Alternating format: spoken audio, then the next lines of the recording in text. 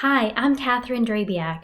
I'm an associate professor in the College of Public Health and College of Medicine at the University of South Florida in Tampa, Florida. Today we'll be talking about the August 2020 update of law and policy considerations for coronavirus. In this presentation, we'll first talk about the intersection of medicine, epidemiology, and law. Next, we'll provide 4 principles of public health ethics that should guide any response to a communicable disease outbreak. Third, we'll discuss clinical considerations for responding to a disease pandemic. Fourth, we'll discuss epidemiological evidence and how this informs policy decision-making. Fifth, we'll talk about the interconnected roles of federal and state government functions relating to quarantine, isolation, and enacting reasonable limitations on movement. And finally, we'll conclude with takeaway points.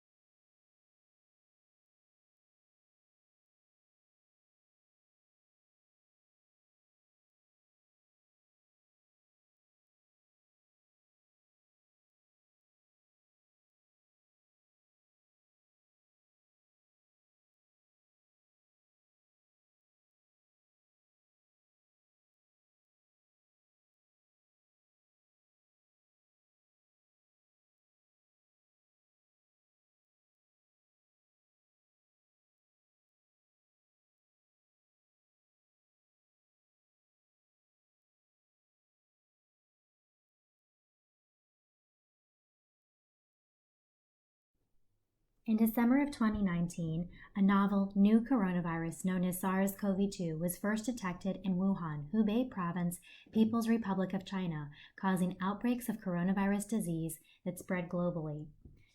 On January 31, 2020, the Secretary of HHS declared a public health emergency, and in March, President Trump declared a national emergency.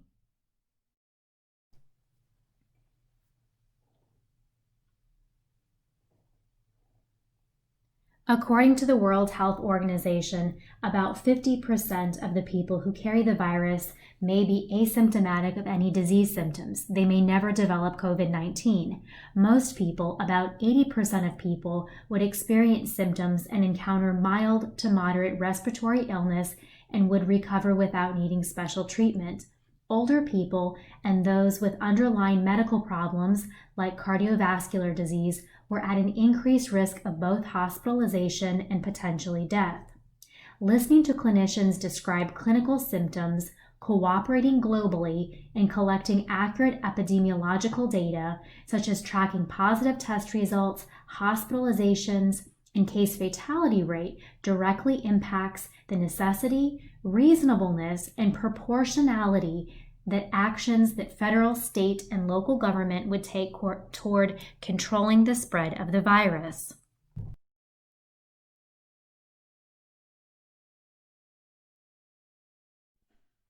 In responding to any communicable disease, rather than reactive panic, we must respond with reasoned deliberation that is grounded in the best possible evidence. The evidence can and should develop over time as we learn more about the disease. Our global, federal, state, and local strategies should provide flexibility to account for new evidence as we learn more. Here are 4 guiding ethical principles for responding to pandemics, adapted from Professors Mariner, Annis, and Parmet. First principle is health. The goal of preparing for a pandemic is to protect the lives and health of everyone. The goal is not law enforcement or national security. Efforts should focus on preventing illness and treating those in need of care, not labeling affected people as a threat. The second principle is justice. Preparation for a potential pandemic should ensure a fair distribution of the benefits and the burdens of precautions and responses. There must be equal respect for the dignity and autonomy of each person. Epidemics generally cause more illness and death among people who are already socially and economically disadvantaged. The third principle is transparency. There must be transparent communication of accurate information between all levels of the government and the public. Civic engagement will further public health goals because the public is more likely to cooperate with government requests if the public is confident that officials are honest about both risk and potential outcomes.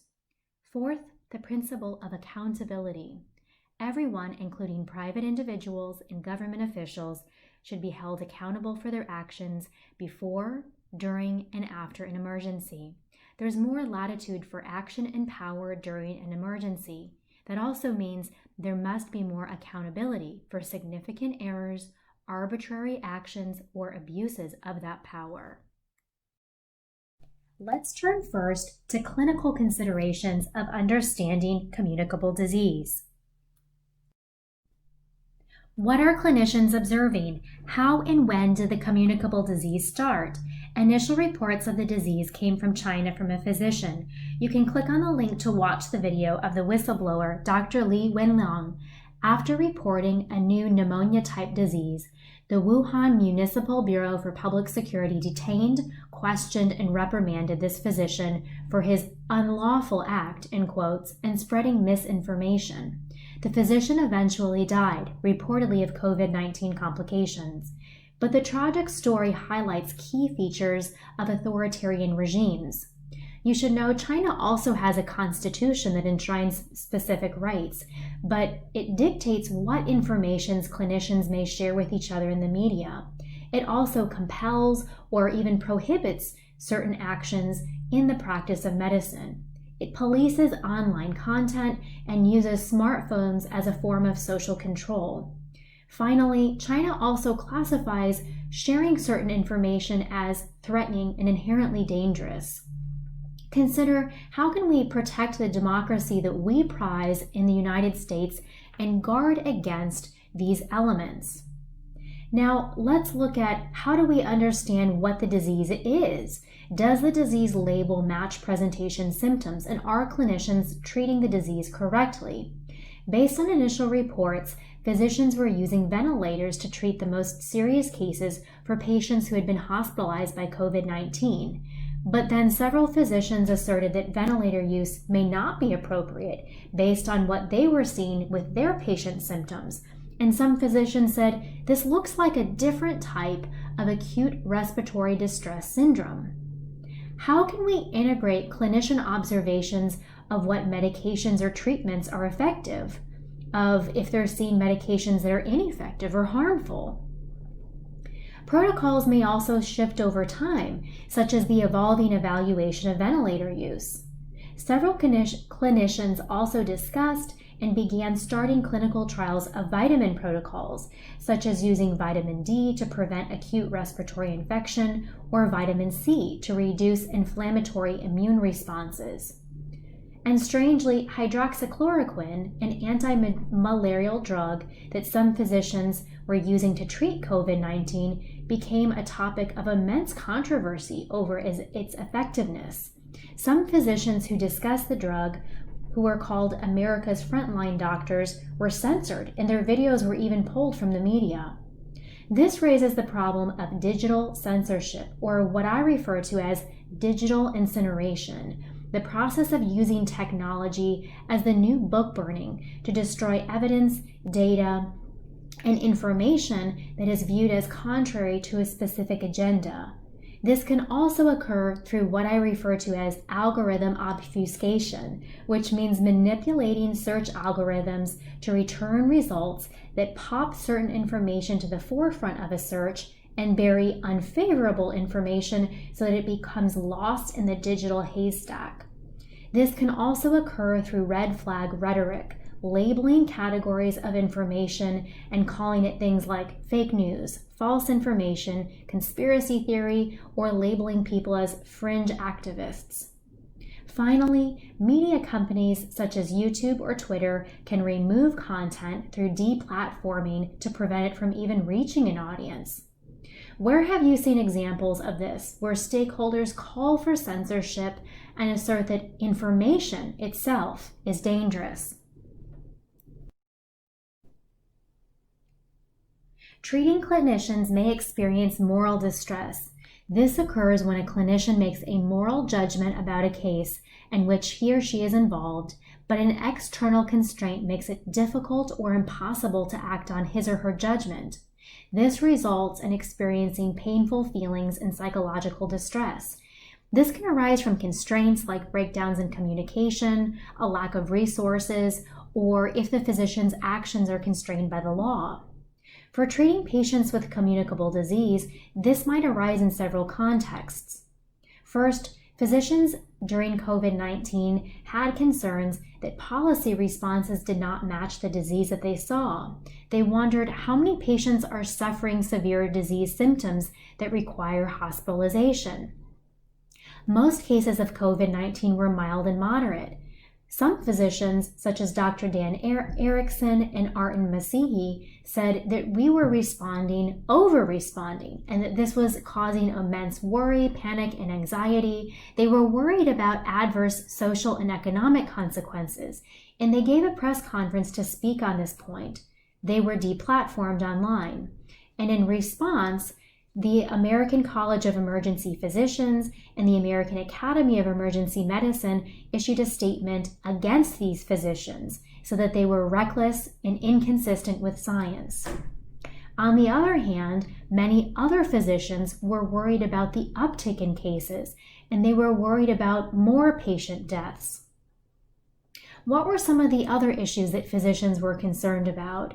Primarily, they were concerned about having sufficient resources, things like would there be enough beds, medications, personnel, and ventilators? Would there be a problem of scarcity to treat patients who were ill? During the pandemic, media reported physician burnout and physician suicide from all of this stress.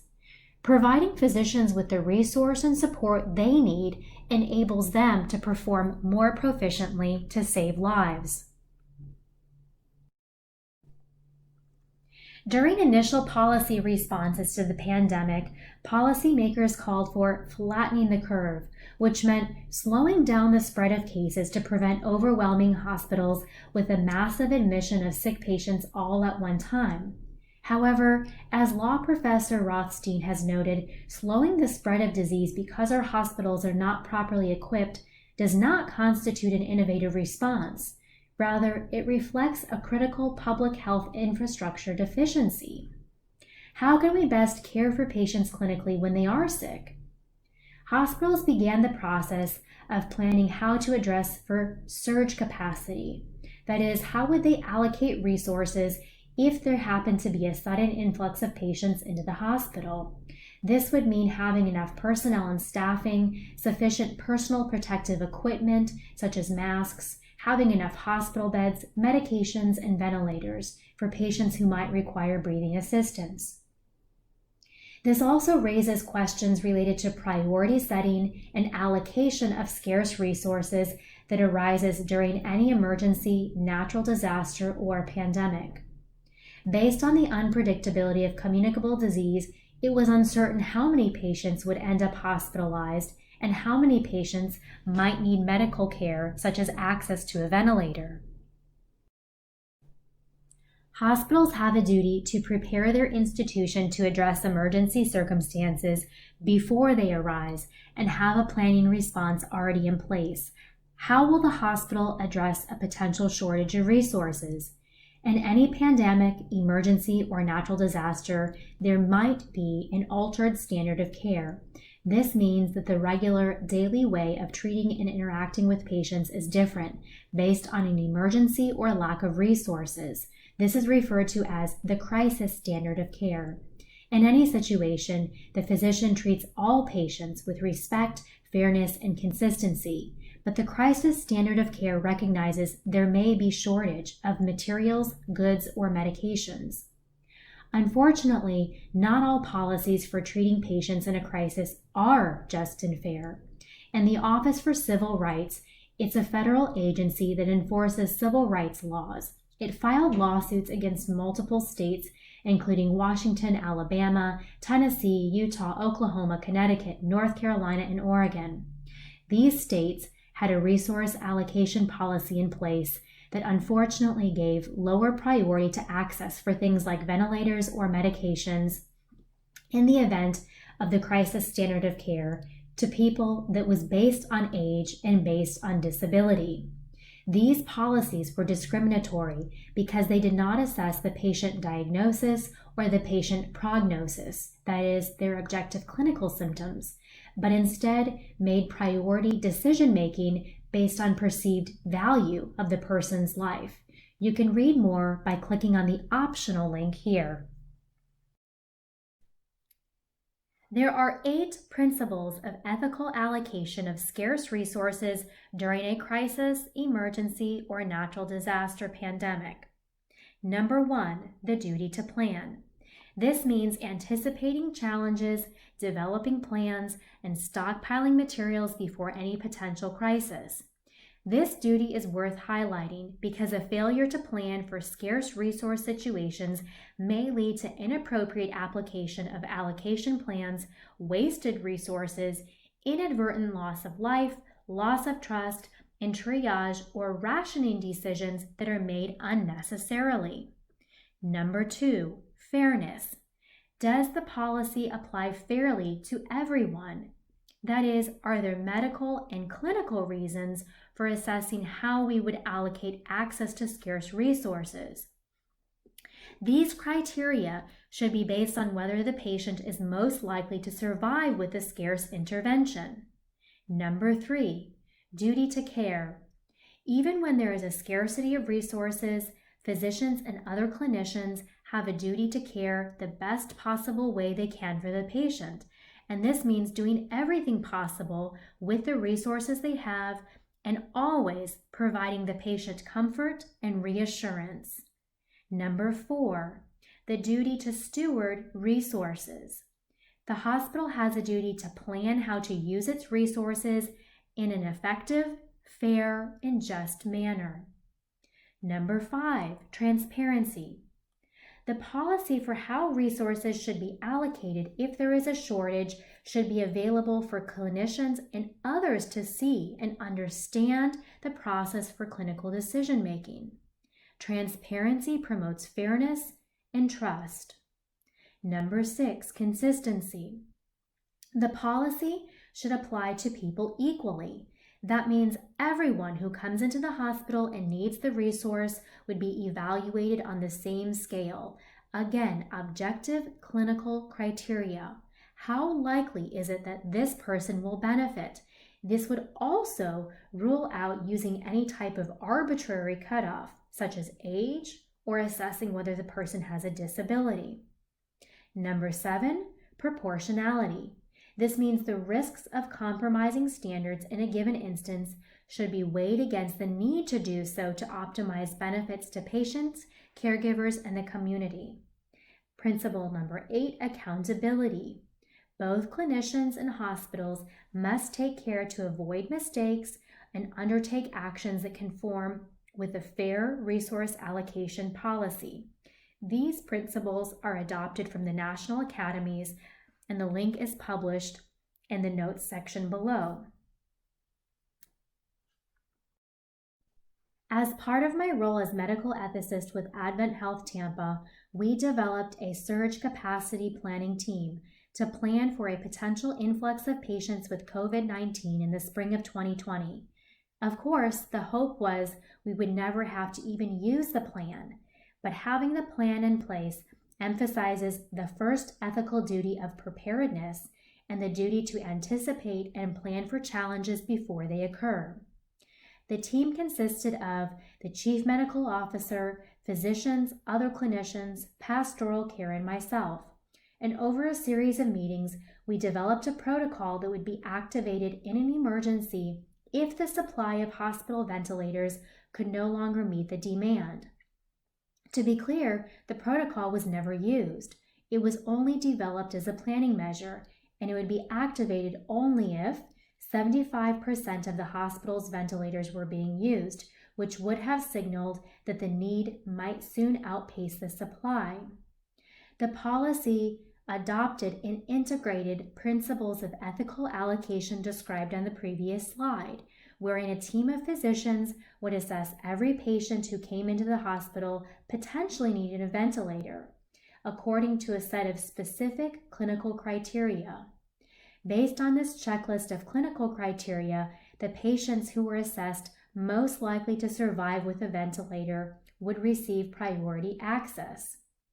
The policy also addressed process and flow issues, that is, who would be responsible for checking the number of hospital ventilators being used, who would assess and reassess patients, and how would we stop the allocation protocol once the shortage was no longer in effect. Finally, the policy emphasized that this standard of care was a crisis standard of care, whereby physicians are still bound by the same fundamental ethical duties to care for every patient to the best of their ability. But it also recognizes that scarce resources could possibly change what interventions are available to help every patient. In every circumstance, the physician has a duty to offer care, compassion, and respect to every patient. In the second part of this presentation, we will turn to epidemiology and considerations for collecting population-level data on the disease. How do we collect information about the virus? This relies on accurate diagnostic testing. In the United States, the FDA regulates diagnostic tests on the market. During pandemics or public health emergencies, manufacturers who create and market diagnostic tests can apply for an emergency use authorization, otherwise known as an EUA. Here's some background on EUAs. This is a process for quickly reviewing the potential effectiveness of either a drug, a device, or a biologic such as a vaccine that's designed for use during an emergency, natural disaster, or pandemic. And here are some of the criteria required. The target must involve a serious or life-threatening disease or condition. The FDA will look at evidence of the product's effectiveness and assess whether the product may be effective. But this is, you should know, a lower standard than what the FDA uses in the standard approval process. The FDA will assess the current risk-benefit analysis for the product. And there also must be no alternatives. That means the review process for an EUA is expedited in order to deliver a diagnostic test or the drug or the biologic into the market at the same time while it's reviewing the data on the clinical validity, analytic validity, and clinical utility of the test. You should know that this regulatory pathway is not a clearance, it's not an approval. This is a lower standard of evidence based on emergency circumstances. But this also means that there's more room for potential errors in diagnostic tests, even the tests that are granted an EUA. This raises questions such as, what is the potential rate of tests that are providing false positives or false negatives? And are all of the diagnostic tests on the market testing for the same variants? For, in this example, the same variants of coronavirus. And do we know whether they are excluding other variants of coronavirus that are not linked to COVID-19? Several tests entered the market that did not have an EUA in the spring and summer of 2020. This caused immense confusion and potentially incorrect results. In the optional link here, you can see the FDA consumer warning against multiple manufacturers who were offering COVID-19 testing that had not obtained an EUA. Even tests that did obtain an EUA sometimes return results of both false positives and false negatives. This raises the problems inherent with inaccurate testing. There were also instances of human misreporting. In Florida specifically, multiple laboratories reported all positive test results, meaning they said 100% of people who took the test had COVID-19, when in fact less than 10% of people actually had positive results. This caused massive confusion and inaccurate spikes in what looked like an increase in cases. Some manufacturers also started offering antibody testing to check whether a person's body had made antibodies if the person had been exposed to the virus. These tests, again, have multiple limitations. You can click on the optional link here to read more about diagnostic testing and antibody testing from the World Health Organization. Whether the test works correctly and how quickly we can return test results impacts both clinical utility and public health. First, clinical utility refers to the clinical usefulness of the test. If it works correctly, then we can give directions for clinical care to manage disease symptoms if it's positive and tell the patient when to seek hospital admission. It also impacts public health and understanding how many cases are occurring, how severe are the cases and their outcomes. Regions such as in Hillsborough County in Florida experienced a time lag in testing, and this impacted being able to provide people directions for quarantine or isolation because they didn't receive the results for days or even for more than a week. The time delay in reporting the data also can skew perception of disease trends, of when cases are occurring and whether deaths are increasing or decreasing based on date. To understand the impact of a communicable disease, we must distinguish between the case fatality rate and the infection fatality rate. The case fatality rate refers to the proportion of people who die from the disease who were testing positive for the virus. The infection fatality rate refers to the proportion of people who die from the disease out of everyone who had the virus. This includes people who had only mild symptoms and people who were asymptomatic but who were never tested. Death rates differ dramatically across countries. There were initial reports in the media. For example, the media was reporting statistics such as 10% of all people with COVID-19 who were in hospitals in Italy were dying. But these rates are much, much higher than infection fatality rates. Why is that? Well, some locations were only testing patients with the most serious symptoms, for example, patients who were in the hospital. These rates might also not factor in the age of the population. Diseases such as COVID-19 struck older patients much more severely. It also struck patients much more severely who already had multiple existing comorbidities. And finally, hospitals must collect data in order to exclude other illnesses that might look clinically similar, such as influenza or pneumonia. You can click on the optional links here. During the beginning of the pandemic, scientists and policymakers were trying to put COVID-19 into context, comparing it with other communicable disease outbreaks. In 2003, during the SARS worldwide outbreak, the CDC estimated there were 8,098 sick, 774 deaths around the world. SARS of 2003 had a case fatality rate of 11%. One of the most feared diseases, Ebola, resulted in an outbreak in 2014 and 2015. According to the World Health Organization, there was 28,646 cases and 11,327 deaths. Ebola is one of the most deadly diseases when it strikes. It has a case fatality rate of about 50%, depending on the strain of the virus. In April, during initial planning, officials in the United States saw these numbers and had to figure out how to respond. In April of 2020, we had 186,101 cases of COVID, but there was a lack of data on the number of hospitalizations. At this point, there was 3,603 deaths reported, but there was also wide variation of health officials trying to predict the case fatality rate. When public health officials were planning on how to respond in February, March, and April of 2020, data were incomplete and they were developing. Our country faces many communicable diseases, such as the annual influenza that hospitalizes and results in the deaths of many each year. Health officials tried to understand, in comparison to other diseases, not how many cases would occur only, but predict and project potential hospitalizations and death. At this point, in the spring of 2020, there was significant uncertainty about the case fatality rate and infection fatality rate. You can see the numbers from the CDC here.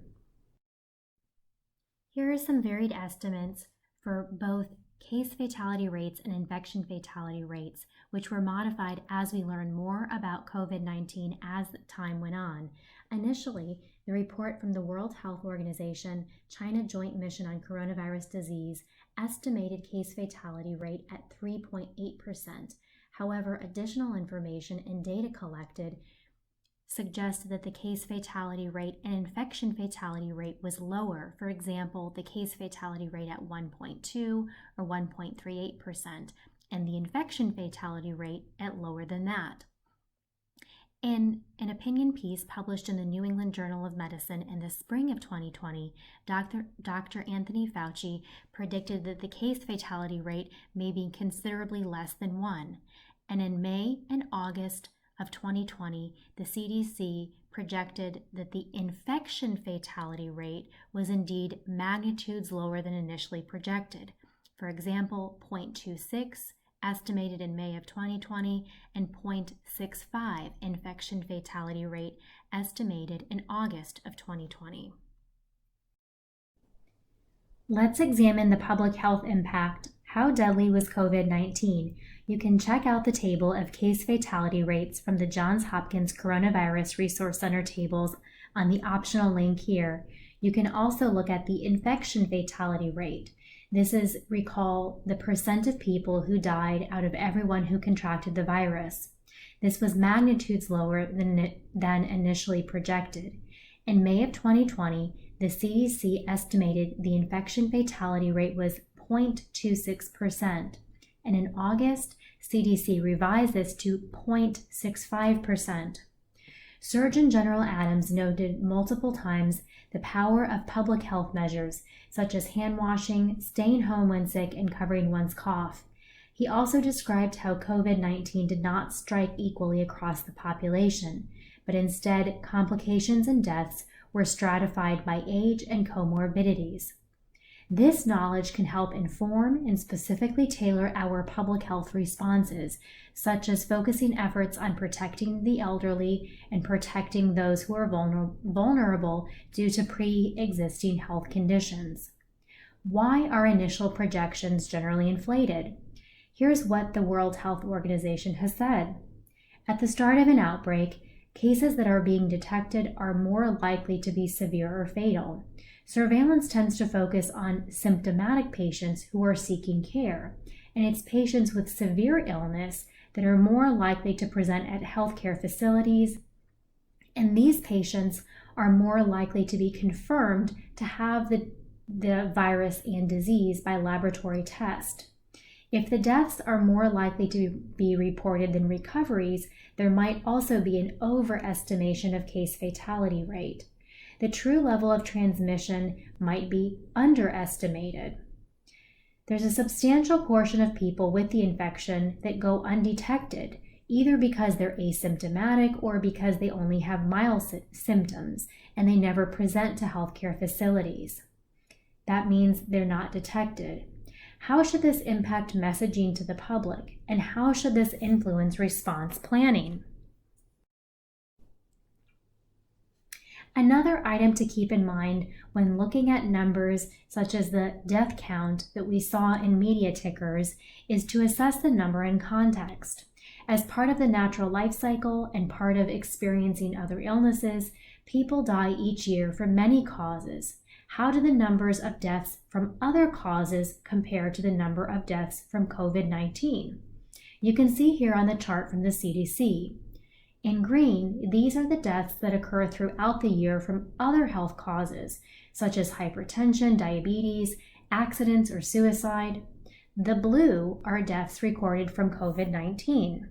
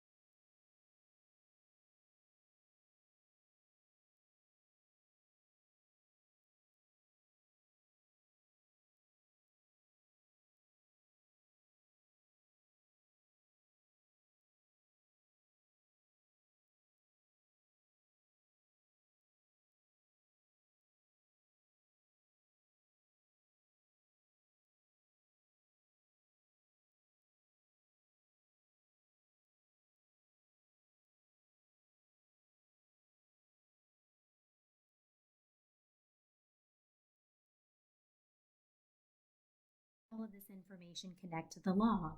Disease severity will directly impact what types of measures are appropriate and reasonable to control a communicable disease outbreak or pandemic. The government has the power and duty to protect the public from communicable disease. In history, many public health advancements have worked effectively to decrease disease transmission. This is where public health excels, by creating conditions for health to thrive and to prevent disease from spreading. This has included addressing elements such as overcrowding, increasing access to clean water, providing sanitation system, and knowledge about nutrition.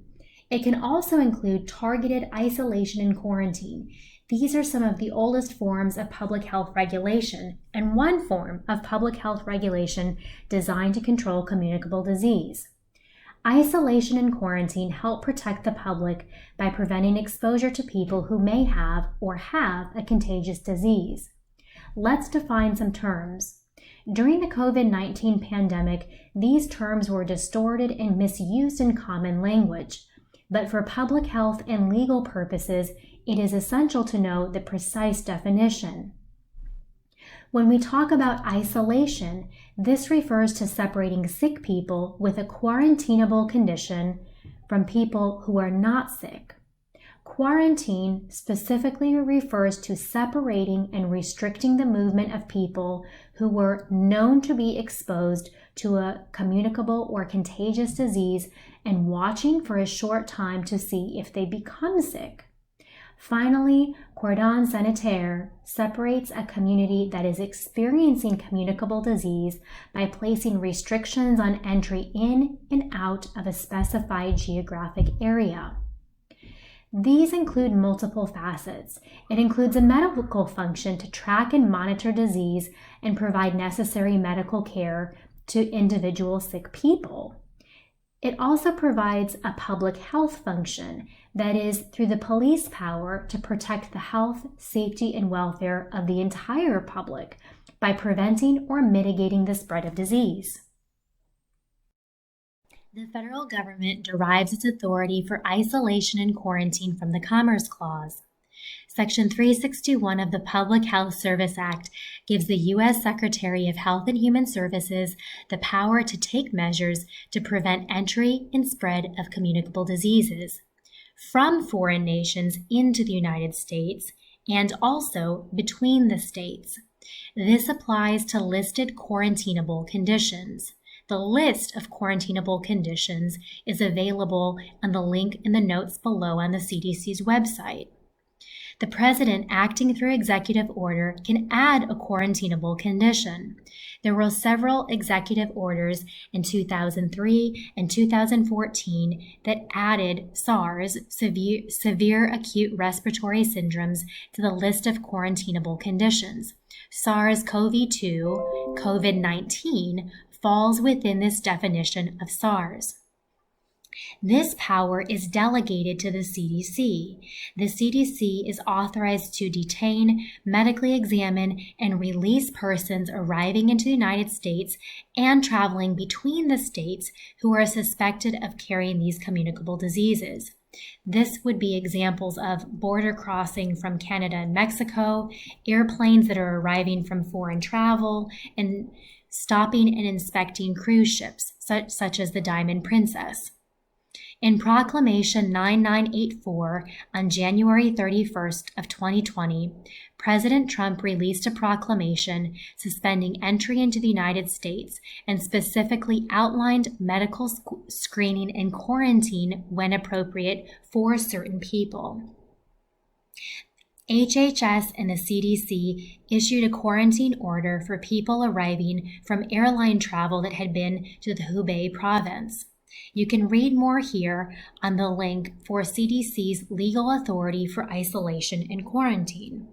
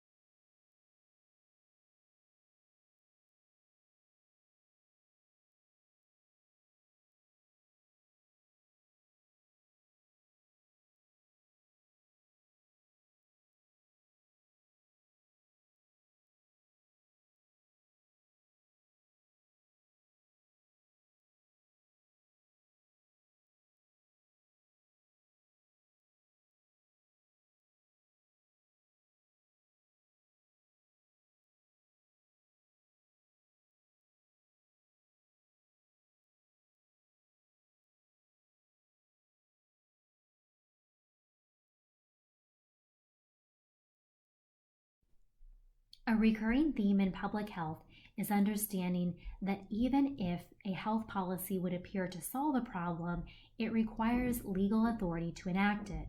Here are essential questions to determine whether the stay-at-home orders were an appropriate exercise of authority in attempting to respond to COVID-19.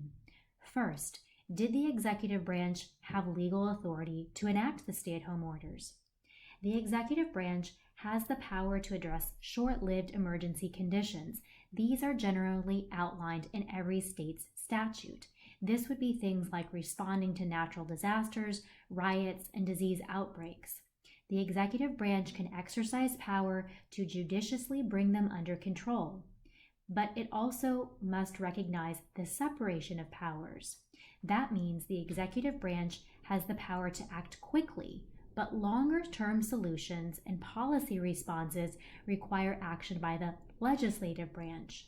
Several state legislatures, such as those in Michigan and Wisconsin, filed lawsuits against their respective state officials, alleging that the stay-at-home order overstepped the executive's legal authority to respond because it entailed broad, sweeping proclamations of policy questions, which actually falls under the purview of the legislature. The orders also reflected an immense concentration of power in one singular branch or person. Second, does this constitute an appropriate exercise of the state's police power?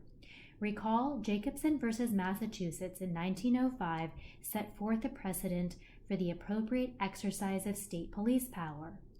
Although states have the power and the duty to take actions to control communicable disease, these actions must be necessary, reasonable, proportionate, and they must not cause more harm than benefit.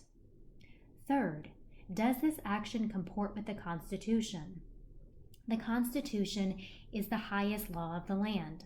Despite recognizing the state's police power in Jacobson v. Massachusetts, the Supreme Court also warned that state actions must uphold constitutional rights, and courts have a duty to strike down laws if they go too far when they constitute, in quotes, a palpable invasion of constitutional rights.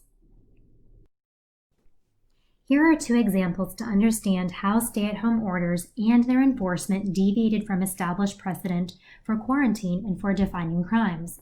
In Alaska, for example, the order defined that violation of its terms constituted reckless endangerment. What does that term mean? In other areas of the law, reckless endangerment refers to conduct, a specific action that places another person at substantial risk of injury or death. Examples would be like driving 120 miles an hour on a highway or shooting a loaded gun into the air in a residential neighborhood. But the order eliminated the requirement for potentially dangerous conduct. Instead, it presumed certain actions that were previously part of life, like going into public places and running one's business, was now extremely dangerous. As another example, in Florida, sheriffs arrested a pastor for holding a full church service. The arrest warrant listed charges such as violating a public health emergency statute pertaining to quarantine or isolation. Recall, isolation and quarantine has always, prior to this point, applied to a specific location where a virus for communicable disease has been found, or applied to a specific person who has been exposed or has the communicable disease. Not a presumption that all locations and all people are dangerous vectors of disease. The arrest warrant also listed the charge of unlawful assembly. Florida law defines unlawful assembly as loud or violent behavior in a public place. In the Florida statutes, this is listed next to the term affray, which means a fight, or a riot, referring to public violence. In other words, the charge of unlawful assembly is meant to apply to behavior and actions that incites violence, things like fighting, words, rioting, and assault. This order attempted to classify people existing and gathering to pray as a violent and dangerous activity. Swiftly changing and then applying new legal definitions should give us pause. Here is a chart to understand 4 distinct constitutional interests raised by stay-at-home orders. First, business interests. Orders that required blanket closure of multiple businesses. For other businesses, some stay-at-home orders placed substantial restrictions, such as limiting capacity. This corresponds to constitutional interests connected to economic livelihood, the right to contract, and the right to engage in common occupations of life and work. The Supreme Court has described how the right to support oneself by one's labor and skill is an inherent right. This right stems from the Privileges and Immunities Clause in the U.S. Constitution, the 14th Amendment Conception of Liberty, and the Interstate Commerce Clause. To be sure, states can enact permissible laws and regulations that apply to businesses in many contexts. For example, states might require certain licensing requirement for professions like doctors and for construction workers to make sure that these people who enter the profession have the requisite skills. States can also pass laws to promote public safety that would impact businesses, things like requiring inspections of restaurants. Courts have even upheld orders from public health officials attempting to close businesses. However, this is when the purpose of the business poses a risk to public health. Remember the case of St. Mark's Bathhouse. However, courts place limitations on the right of states to regulate businesses. First, and most critically, regulation must be based on evidence, not potential suspicion of threats. The power to exclude goods from commerce requires specific evidence that this product has a disease or is contaminated. Regulations may not be arbitrary or discriminatory. That means treating some businesses in one fashion and treating businesses that are similarly situated in another fashion according to a different standard. Finally, courts note that regulations cannot burden businesses in such a manner that the regulation would force a closure, such as applying restrictive zoning ordinances. Let's move on to the discussion of liberty, lawful assembly, and social gatherings. Some stay-at-home orders placed restrictions on movement, on gatherings, on public assembly, in both public and in private spaces. The ability to move freely and gather involves the right of substantive due process and the freedom from state actions that impinge on individual liberty.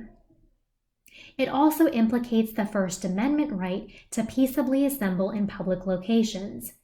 Finally, this also encompasses a right to speak privately without undue government interference. Of course, we can think of many instances when the government can and should regulate speech in gatherings. The Supreme Court has held states may take actions to regulate speech and gathering, for example, if there's clear and present danger, if there's a breach of the peace, or if there's imminent danger. What do these terms mean? Well, states can regulate and, of course, even place limitations on speech when it morphs into words that are promoting violence or it's words mixed with physical actions, things like verbal assault, dogging, physical assault, and physical violence. Classic examples of this would be placing time and place restrictions for protest. Speech is permitted, but if attendees start making violent threats, for example, rioting, burning buildings, throwing rocks, punching people, then this crosses the line into behavior that is not constitutionally protected and also criminal. Recall, revoking a person's liberty through a quarantine order or civil commitment requires assessing the nature of the communicable disease. There must be evidence that the specific person has the disease and that the person is engaging in action that threatens the public. This is limited to an identifiable person and it's for a specific time period.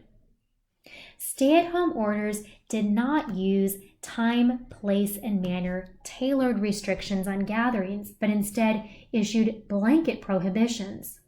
Instead of looking at conduct, stay-at-home orders treated all people as potential vectors of disease and inherently dangerous. This instead reflects a status-based treatment. This was popular during the time of eugenics, where society presumed certain people were dangerous and that the state could and should restrict their liberties. Let's move on to the third issue, practice of religion. Stay-at-home orders that ordered the closure of places of worship posed conflicts with the First Amendment protection from state action that limits the free exercise of religion. For many people, the exercise of religion entails gathering in a place of worship, perhaps meeting with a religious leader, and potentially gathering with other congregants in the religion. Of course, states can pass and enforce valid laws in many contexts where people might object to the law and say this law violates their ability to practice their religion. Examples of these where laws are valid even though they hinder somebody's ability to practice religion would be something called neutral laws of general applicability. That means these types of laws are not designed to target a specific religion and they apply to everyone. These would include laws designed to control public order and safety. Generally, these are referring to laws that prohibit crimes.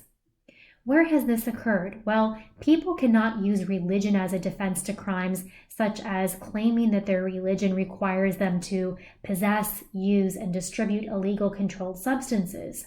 People also can't use religion to exert a non-existent right to drive under the influence of marijuana. They can't say that their religion permits or requires them to practice polygamy. And they also cannot claim that the tenets of their religion, for example, tell a husband that he has the right and the duty to use physical violence to keep his wife disciplined and obedient. Courts don't look favorably on these.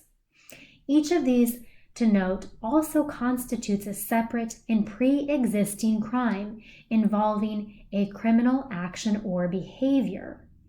On the other hand, the Supreme Court has ruled that states cannot pass laws under the guise of public health regulations that decide what practices of religion are necessary or not. Allowing some practices to exist in a civil context, but then prohibiting them in religious services is something called religious gerrymandering, and it's prohibited.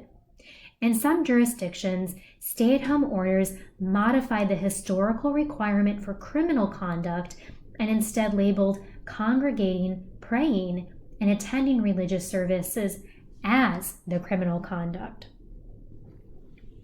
Next, let's look at the right to interstate and intrastate travel. We'll also look at the right to access public places like streets, parks, beaches, trails, and the ability to travel to and from various locations.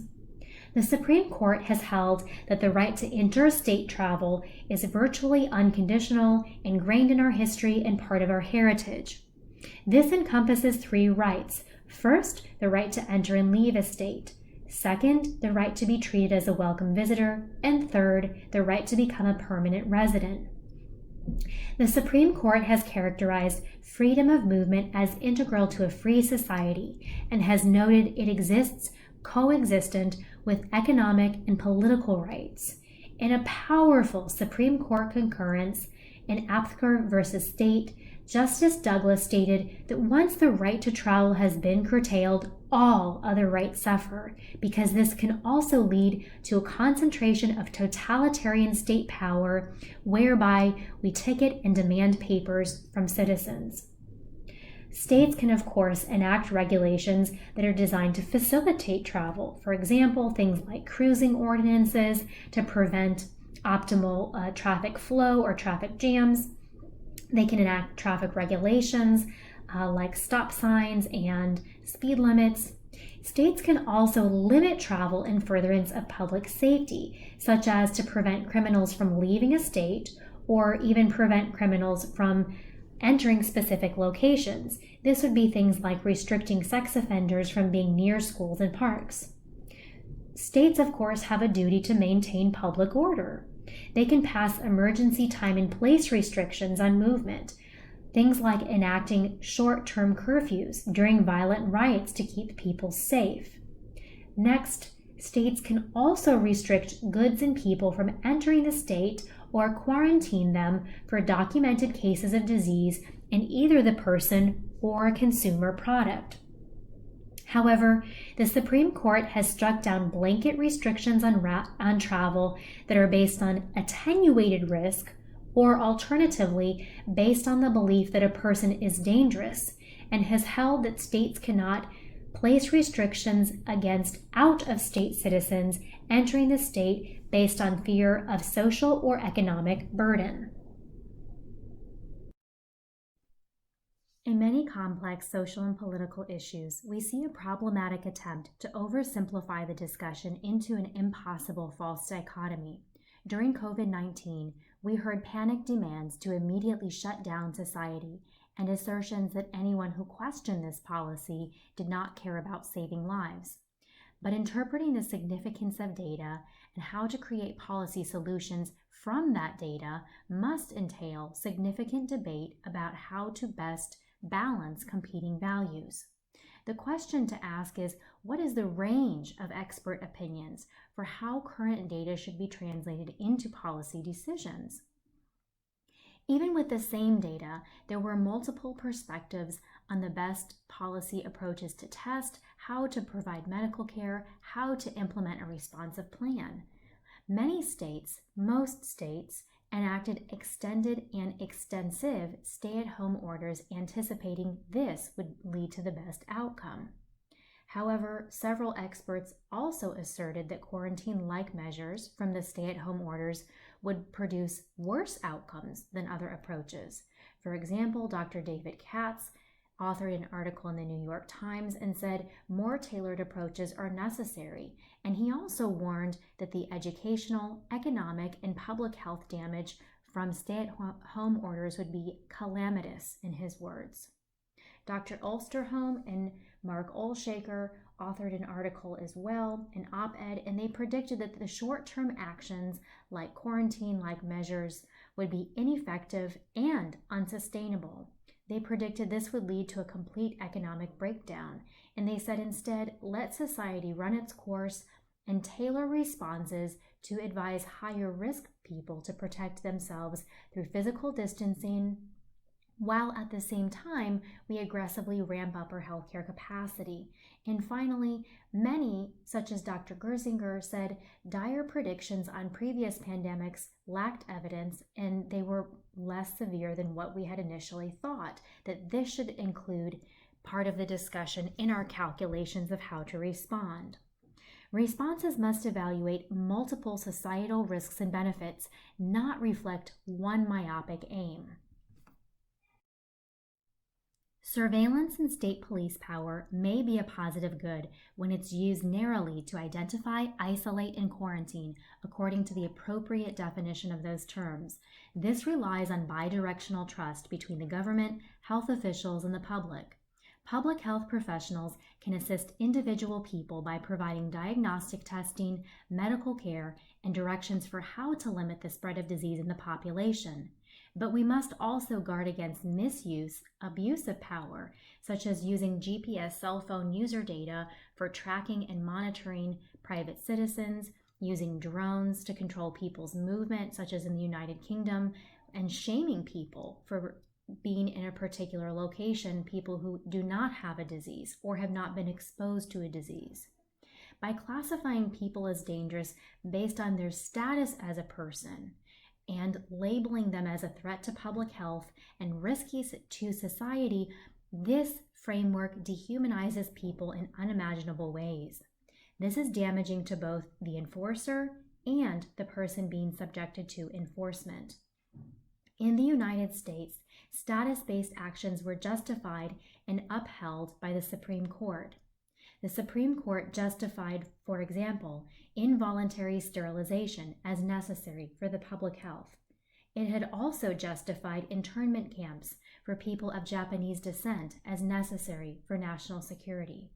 These dark marks in our history occurred because society and the law at this time viewed people as inherently dangerous without evidence of the person's specific harmful conduct or an action that the person took.